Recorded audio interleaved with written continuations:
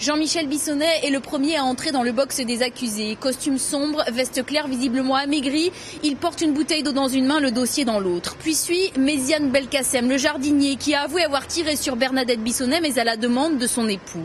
Enfin, le vicomte d'Harcourt, 85 ans, comparaît libre, veste et pantalon en tweed. Il accuse Jean-Michel Bissonnette de l'avoir manipulé et d'avoir tout organisé. Nouvelle défense pour Jean-Michel Bissonnette, qui a choisi de nouveaux avocats, le bâtonnier de Montpellier et l'un des spécialistes des droits de l'homme, ténor du barreau parisien, Maître Leclerc. Nouvelle stratégie aussi, car Jean-Michel Bissonnette vient de se constituer partie civile car il se dit victime des deux autres accusés et doublement innocent du meurtre de sa femme d'abord et de la tentative de subornation de témoins qui avait provoqué la suspension du procès il y a 3 mois. Une fois dans le box des accusés, Jean-Michel Bissonnette semble chercher du regard ses 2 fils.